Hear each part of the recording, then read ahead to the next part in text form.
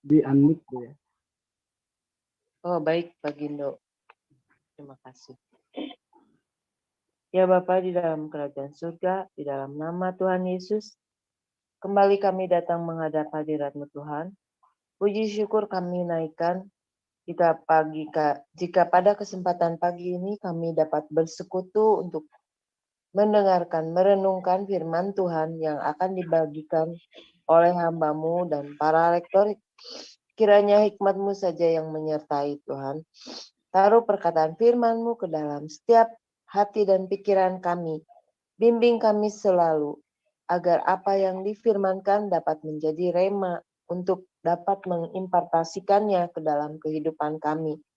Kiranya firman-Mu dapat menjadi berkat yang menerangi kehidupan kami, sehingga menjadi kekuatan yang baru bagi kami dalam menjalankan aktivitas di keseharian hidup kami, Tuhan. Segala kemuliaan hanya bagi-Mu ya Tuhan Yesus, sehingga persekutuan ini dapat berkenan di hadapan-Mu. Dalam nama Tuhan Yesus, kami sudah siap mendengarkan firman Tuhan. Haleluya, amin. Amin. Terima kasih Bu Lilis.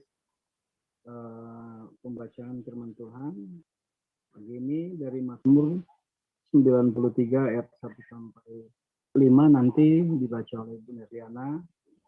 Kemudian Lukas 12 ayat 1 sampai 34 nanti Ibu Cinta bisa ya untuk siap-siap. Kemudian nanti karena tidak ada nanti bisa dibantu Om David Leo untuk ayat 35 sampai 59. Nah, silakan Ibu Neriana di unmute Bu, silakan. Baik, terima kasih Pak Gindo. Halo Pak Gindo. Salam Bu. Halo Pastor Paul. Ana. Halo semua yang hadir di live Zoom dan di live YouTube, dan juga yang akan menonton siaran ulang kita hari ini.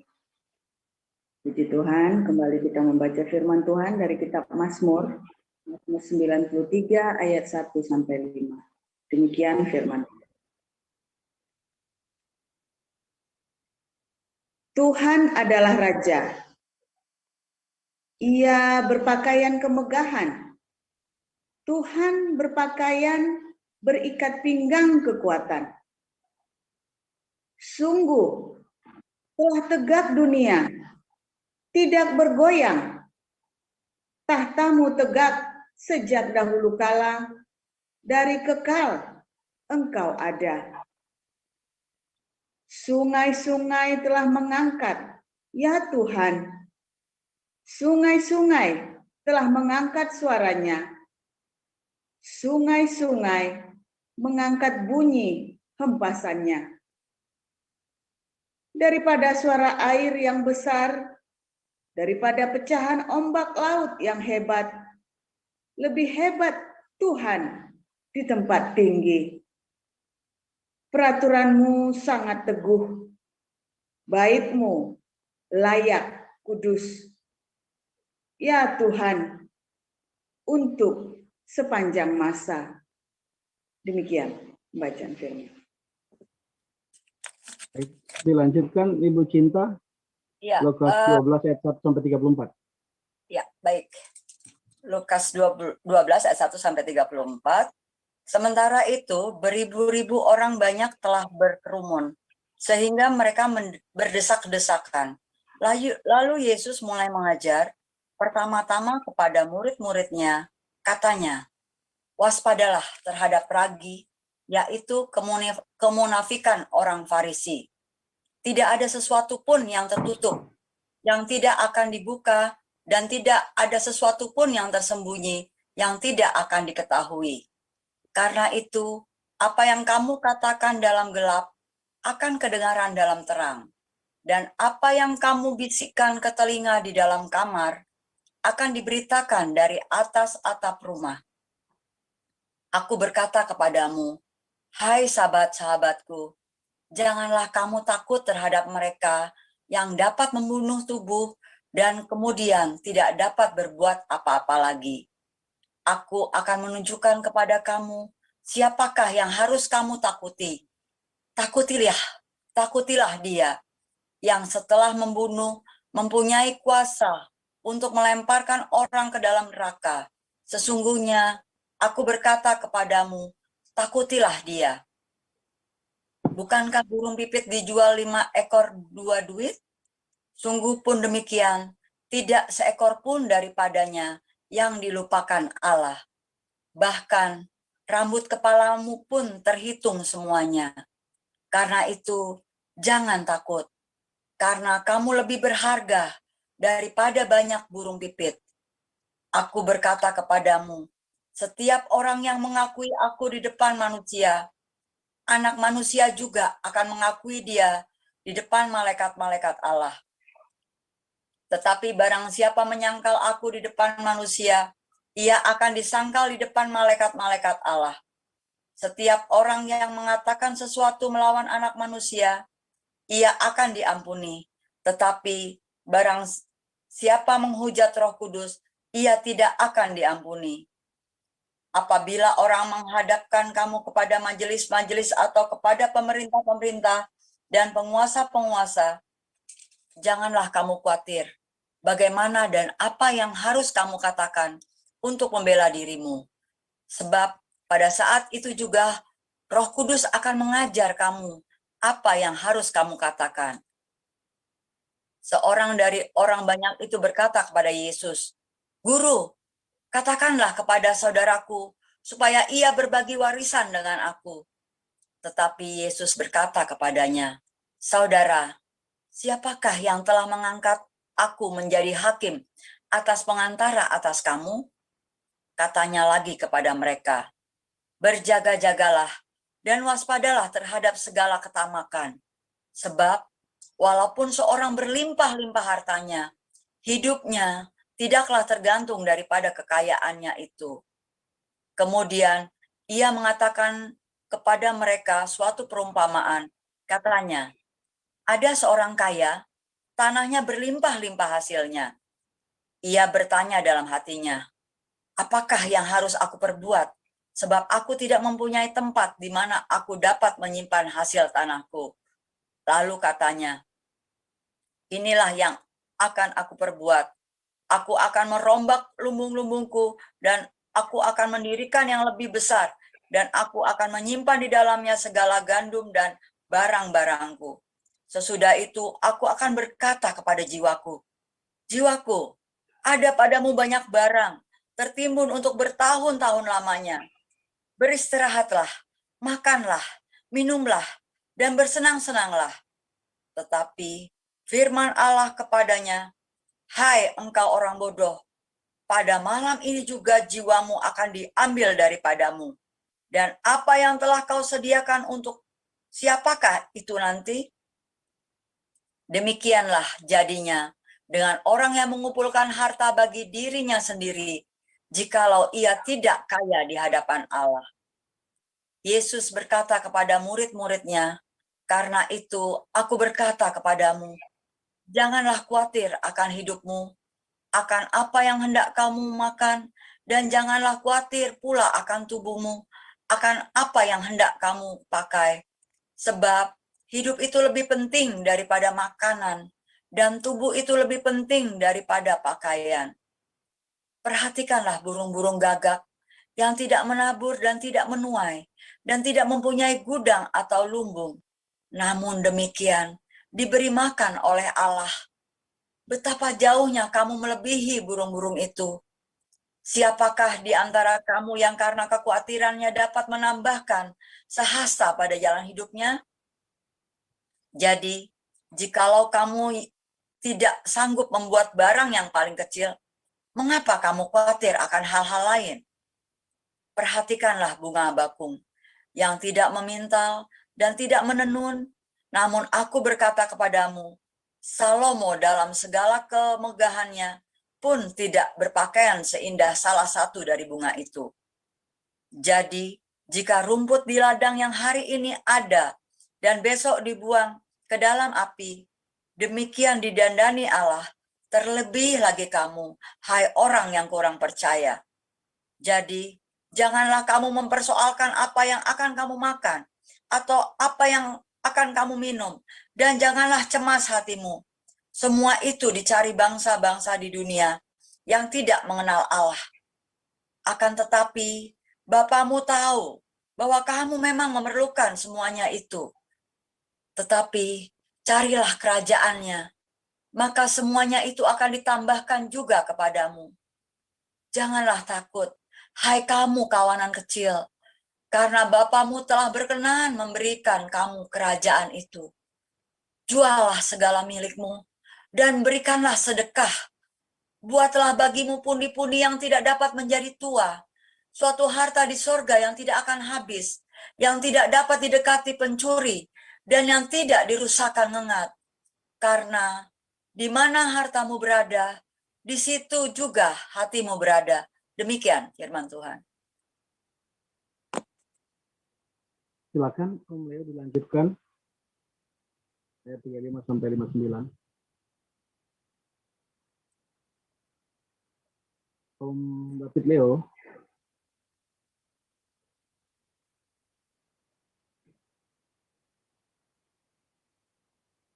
Belum siap ya, Om David? Sudah bekerja kali di sana, jam kerja udah. Oke, baik. Bisa minta tolong Bu Pipin yang 35 sampai 59 Bu ya.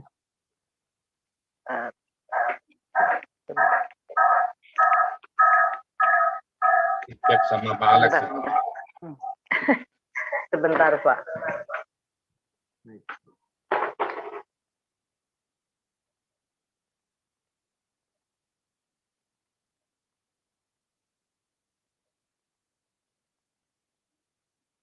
Mohon maaf, berapa tadi ya, Pak? Pak Sindu? Ya, Lukas 12 ayat 35-nya, Bu. Ya. Ayat 35 sampai 59 ya, Bu. Baik, kita lanjutkan. Hendaklah pinggangmu tetap berikat dan pelitamu tetap menyala. Dan hendaklah kamu sama seperti orang-orang yang menanti-nantikan tuannya yang pulang dari perkawinan, supaya jika ia datang dan mengetok pintu, segera dibuka pintu baginya. Berbahagialah hamba-hamba yang didapati tuannya berjaga-jaga ketika ia datang. Aku berkata kepadamu, sesungguhnya ia akan mengikat pinggangnya dan mempersilahkan mereka duduk makan, dan ia akan datang melayani mereka. Dan apabila ia datang pada tengah malam atau pada dini hari dan mendapati mereka berlaku demikian, maka berbahagialah mereka. Tetapi ketahuilah ini, jika tuan rumah tahu pukul berapa pencuri akan datang, ia tidak akan membiarkan rumahnya dibongkar. Hendaklah kamu siap sedia, karena Anak Manusia datang pada saat yang tidak kamu sangkakan. Kata Petrus, Tuhan, kamikah yang engkau maksudkan dengan perumpamaan itu, atau juga semua orang? Jawab Tuhan, jadi siapakah pengurus rumah yang setia dan bijaksana yang akan diangkat oleh tuannya menjadi kepala atas semua hambanya untuk memberikan makanan kepada mereka pada waktunya? Berbahagialah hamba yang didapati tuannya melakukan tugasnya itu ketika tuannya itu datang.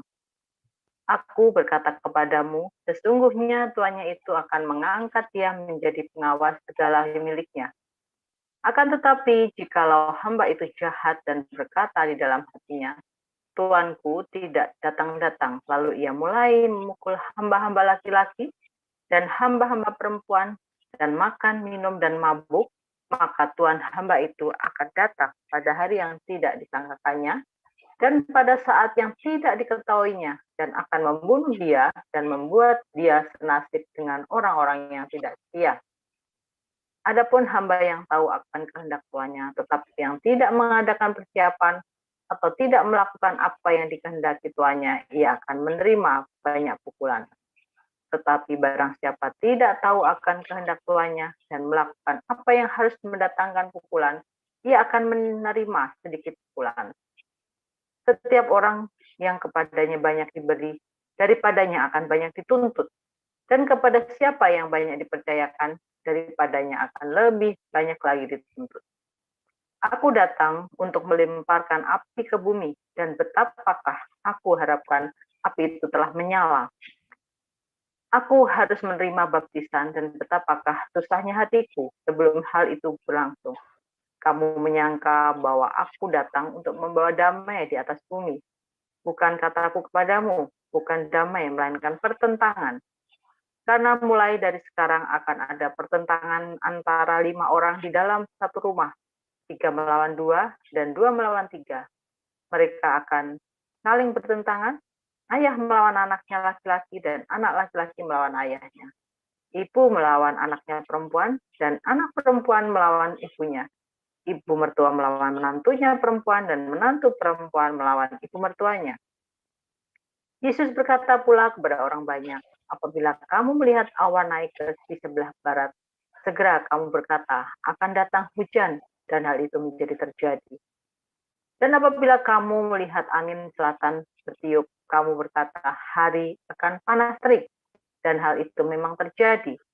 Hai orang-orang munafik, rupa bumi dan langit, kamu tahu menilainya. Mengapakah kamu tidak dapat menilai zaman ini? Dan mengapakah engkau juga tidak memutuskan sendiri apa yang benar?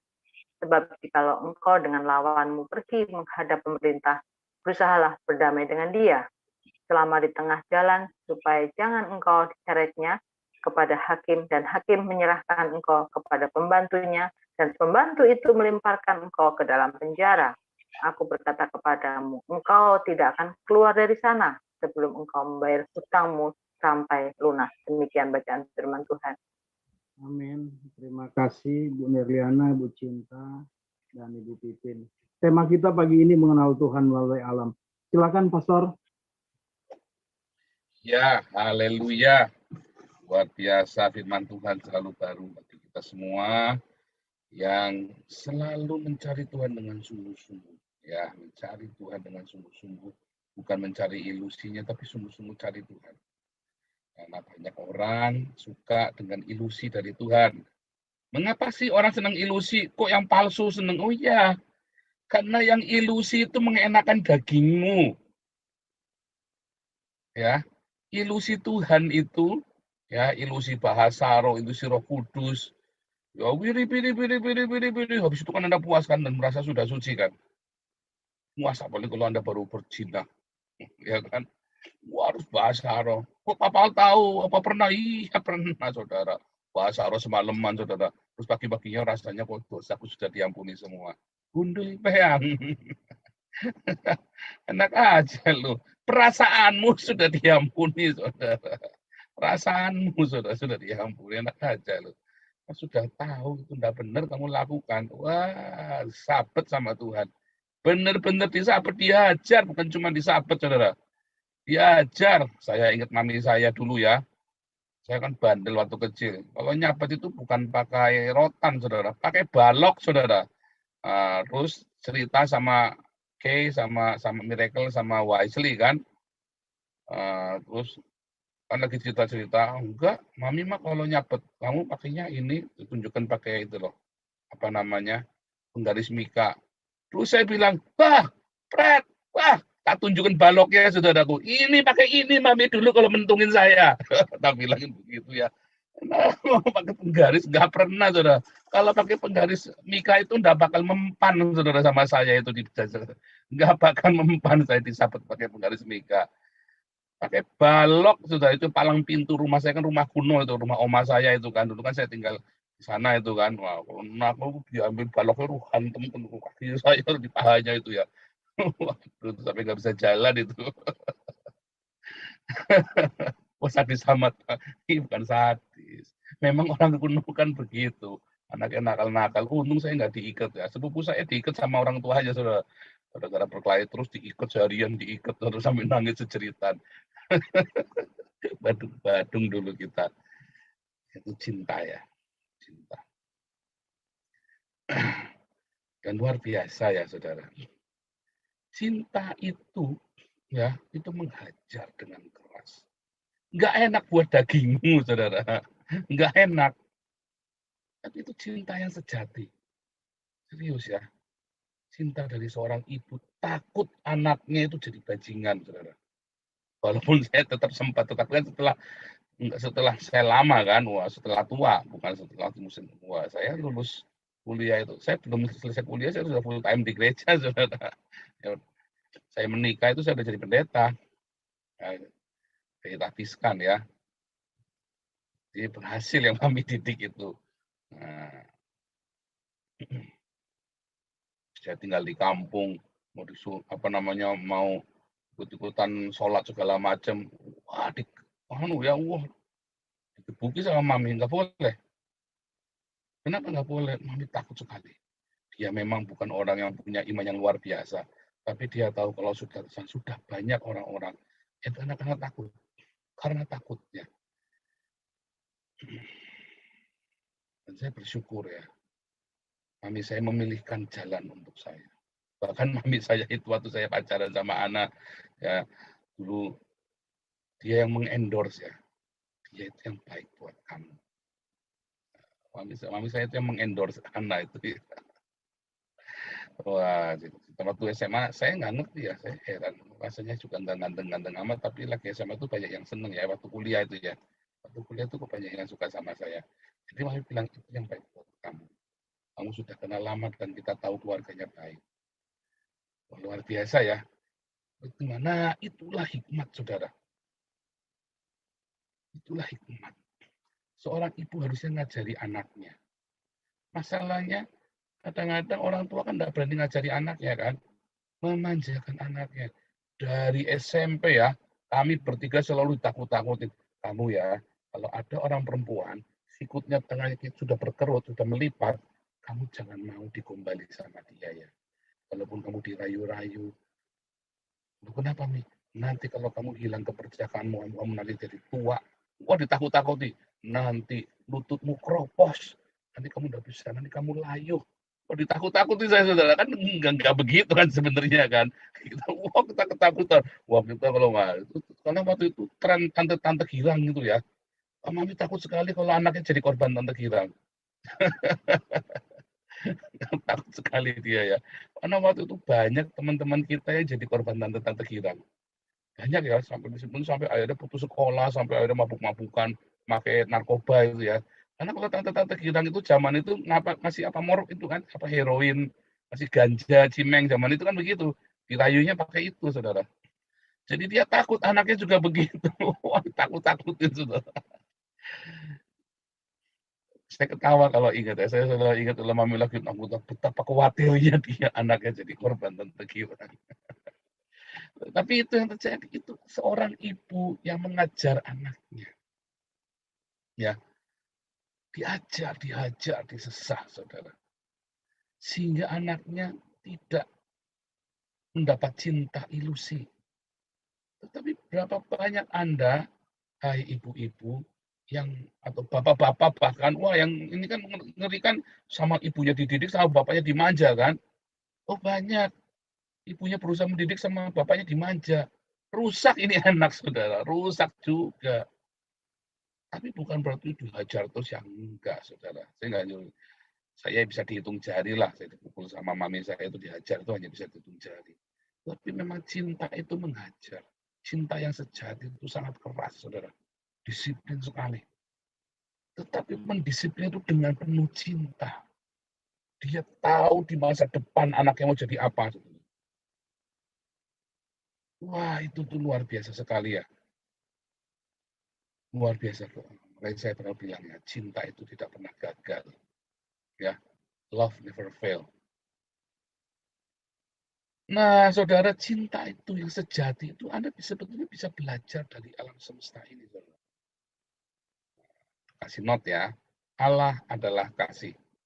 Ya, artinya kalau saya bicara cinta, saya lagi bicara Tuhan Yesus. Ya, kebenaran itu Anda bisa belajar dari alam semesta.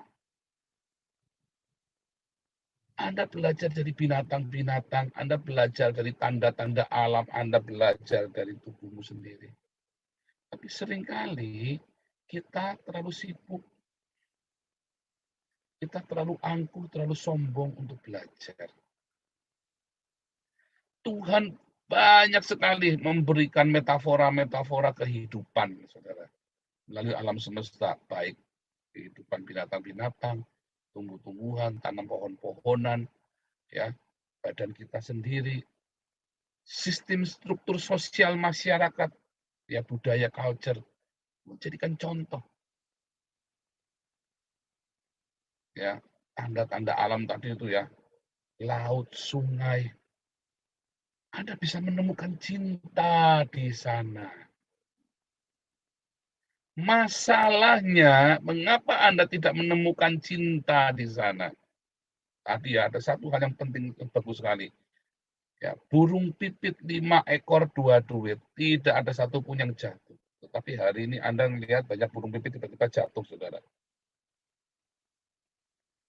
Anda kalau bangun tidur masih dengar suara burung itu haleluya, puji Tuhan. Kalau di Eropa kami tiap bangun tidur, karena kalau saya taruh ini saja, pasti burung datang semua. Ya. Burung pipit dijual 5 ekor 2 duit. Enggak seekor pun jatuh tanpa izin dari Bapak di surga. Rambut di kepalamu tidak akan rontok, saudara. Tapi hari-hari ini yang terjadi sebaliknya. Anda akan terkejut-kejut. Sehingga kekhawatiran itu melanda hidupmu. Mengapa? Karena manusia mengelola alam dengan keserakahan. Meresponi cinta dari alam semesta ini dengan keserakahan. Saya waktu kecil dari keluarga yang miskin, bukan tidak punya uang, miskin, benar-benar miskin ya. Ya kadang-kadang pernah mampu ya jadi hidup pas gitu ya. Tapi kalau saya bilang kita lagi mampu itu ya berarti ada uang gitu ya, tapi bukan kaya raya. Berikut jatuhnya itu sampai ngeruk semua sampai rumahnya kaput semua. Saudara. Saya pernah malam-malam tidur di kasur, pagi-pagi udah tidur di lantai. Nggak tahu dipotong, saudara. Mungkin tidur di lantai semua, tiba-tiba rumah bersih semua. Saya senang waktu itu, hore, rumahnya lega. Saya pikir rumahnya lega, nggak tahu itu digotong semua, saudara. Nah, konyol sekali. Ayah saya sampai nggak berani keluar dari rumah ya selama bertahun-tahun. Ya, karena dihancurkan harga dirinya. Wah, saya sering dihancurkan harga dirinya. Respon coba ya. Respon waktu itu ayah saya ingat, oh ayah saya itu orang yang penuh cinta ya. Tetapi waktu itu dia tidak tahu bagaimana meresponnya. Kurang hikmat, saudara. Ketika saya ngerti, saya mengalami hal yang sama dengan orang tua saya, saudara. Ya. Tapi saya tidak berlarut. Setiap saya jatuh pasti bangun. Saya belajar. Saya belajar lihat. Apakah saya tidak respect dengan ayah? Oh, saya sangat respect. Ya, kami anak-anak mengagumi orang tua kami, mengagumi ayah kami. Orang bilang apapun yang jelek tentang ayah kami, kita tidak urusan. Dia adalah yang terbaik. Dia benar, selalu ada ketika kami susah. Dia selalu ada ketika kami membutuhkan pertolongan. Apa pertolongannya itu ketika kamu digebuki orang sekampung, ketika kita ngalamin itu ada, selalu ada. Ya, dia selalu mengencourage. Dia yang ngajarin kami masak, ngajari kami gambar, ngajari kami main musik. Ayah saya, gitu. Ayah saya itu yang ngajari kami semua main musik semua. Apa yang dia bisa diajarkan kepada kami semua. Nah, Tuhan itu mengajarkan itu kepada kita. Anda akan melihat sosok Bapa di surga dalam hidup Anda, pada anak-anakmu. Dalam hidup ayah Anda dan Anda kepada anak-anakmu. Tetapi dirusak, saudara. Keserakahan itu merusak. Anda sibuk dengan pekerjaan. Oh, saya nyaris ya. Saya nyaris begitu, saudara. Gila-gilaan kerja. Anak selalu komplain. Kamu pulang ke rumah. Ini ada acara, anakmu lagi mau tampil. Walaupun cuma tampil di TK, saya selalu berusaha untuk ada di sana, saudara. Ngebut, kalau perlu saya nyelonong sebentar, balik lagi ke kantor. Wah, gila, saya kerja itu pontang-panting kayak orang edan dulu ya, saudara. Keserakahan, karena saya mau eksis, saya mau aktualisasi diri. Saya takut miskin, saudara. Tetapi aja Tuhan benar-benar proses hidup saya. Sebenarnya Anda tidak perlu takut miskin kalau Anda kerja dengan disiplin dan dengan jujur. Mungkin Anda hidup pas-pasan. Dan jangan pernah komplain karena hidup pas-pasan. Itu yang Tuhan janji. Anda pasti kuat makan, kuat di pakaian, ada rumah. Nggak mungkin Tuhan nggak sediakan. Masalah akan datang ketika Anda ingin lebih, saudara. Kita amatin ya. Masalah dalam hidupmu akan datang ketika Anda ingin lebih. Lalu Anda mulai kerja ekstra. Lalu Anda mulai ngakali sana, ngakali sini. Utang sana, utang sini. Kredit ini, kredit itu. Ya, Anda pikir Anda berhikmat. Anda pikir saya harus bekerja keras seperti orang-orang Tionghoa bekerja keras. Anda nggak tahu ya orang-orang Tionghoa itu keluarganya berantakan semua. Banyak orang Tionghoa itu keluarganya berantakan. Kerja terus. Coba ya, lihat ya, generasi konglomerat Tionghoa di Indonesia ya, yang Anda buat panutan itu, yang generasi pertama itu mengumpulkan harta kekayaan begitu rupa, saudara. Generasi kedua berfoya-foya dari generasi pertama. Generasi ketiga ngabisin, finish. Generasi keempat sudah nggak bersisa. Wah, itu banyak ya, udah terjadi. Itu banyak karena orang tua kerja begitu kerasnya. Sama ya, generasi keluarga saya itu keluarga yang cukup sukses ya. Dari kakeknya itu asli dari Cina, asli. Nggak bisa bahasa Indonesia. Ya, nggak bisa bahasa Indonesia, lalu datang. Kerja, wah dia punya, sampai gede ya. Sampai gede banget dia, saudara. Generasi kedua ya berfoya-foya menikmati generasi pertama. Mereka finish selesai. Selalu begitu, selalu polanya begitu. Jadi apa dong yang dimesti? Anda belajar tentang cinta itu, saudara. Alkitab berkata dengan jelas, kalau nggak kerja jangan makan. Anda yang tidak bekerja jangan minta-minta sama saya. Nggak akan dikasih, saudara. Dimarahin ya. Tapi kalau Anda sudah bekerja dan kurang, ya sudah kerja dan kurang. Artinya Anda kan kurang beruntung. Maka tugas orang-orang yang lebih beruntung untuk berbagi kepada Anda yang kurang beruntung. Tapi kalau Anda tidak bekerja, firman Tuhan bilang nggak kerja jangan makan, tidak layak untuk makan, matilah kau. Serius ya, matilah kau. Anda kudu kerja, apapun harus kerja, saudara. Nggak bisa nggak kerja terus Anda minta-minta ke orang lain, nggak bisa. Anda harus bekerja. Saya saja 10 jam sehari. Kemarin seminggu saya libur ya, babak belur saya libur. Libur aja saya sempatin live loh, saudara. Nah, libur saja saya sempatkan live. Ya kan?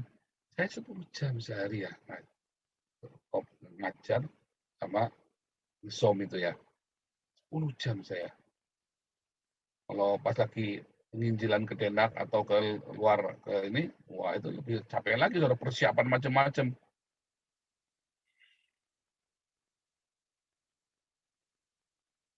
Nggak kerja jangan makan. Kita semua bekerja, saudara. Kalau nggak tahu Bu Vivin sama Pak Alex itu, baktiku gila-gilaan juga, saudara.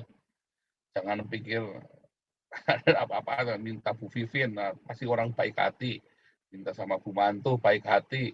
Anda belum tahu betapa errornya pekerjaan mereka itu mengerikan sekali, saudara. Apa yang mereka, bahkan Bu Mantu pun masih kerja. Beliau punya kebun. Kerja, saudara. Kerja. Dia kan kerjanya enak, Pak. Siapa bilang? Tidak ada kerjaan. Namanya kerja itu, firman Tuhan sudah pasti berpeluh keringat. Hanya bedanya, kerjanya itu dengan berkat. Anda tidak kerja dengan berkat. Karena Anda tidak kerja dengan cinta. Balik lagi, kita semua, saya pun pernah kerja dengan tidak cinta, dengan keserakahan. Pak Alex Bufili juga pernah, ya kan? Semua orang pernah mengalami kesalahan-kesalahan dalam pekerjaan. Kita semua mengalami, makanya terus kita bertobat, kita belajar bekerja sekarang dengan cinta. Pak David juga pernah mengalami, semua. Siapa yang nggak pernah ngalamin bekerja dan salah bekerja? Kita semua pernah ngalamin, nggak ada yang nggak pernah, saudara. Cuma bedanya ada yang ngaku apa enggak, gitu aja kan. Jujur apa enggak.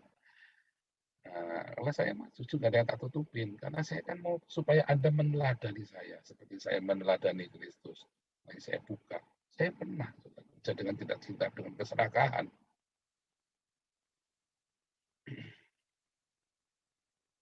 Banyak orang-orang yang bekerja dengan tanpa cinta. Dia tidak mengelola semesta, alam semesta ini dengan cinta. Itu maksudnya ya. Bekerja dengan keserakahan, itu artinya Anda tidak mengelola alam semesta ini. Karena itu kan rantai makanan, rantai produksi kan. Untuk ucuk, mesinnya tambah kenceng, maka yang Anda eksploitasi tambah kenceng. Apa objeknya Anda? Sales mobil. Anda jualan mobil kan, mobil itu maunya produksi sebanyak-banyaknya, sebanyak-banyaknya kapitalisme. Akhirnya menggunakan energi yang luar biasa. Dan terus. Ya kan? Apa produknya? Oh, saya ini jualan emas. Ya, terus emas ya. Oh, saya ini jualan baby doll. Ya, jualan konveksi. Ya, itu sama. Dieksploitasi alamnya. Karena itu adalah sebuah rantai. Tapi apa yang selalu dilakukan? Katakan cukup. Kalau Anda tiba-tiba diberkati dengan luar biasa, berarti saatnya Anda harus berbagi tadi. Anda harus berbagi.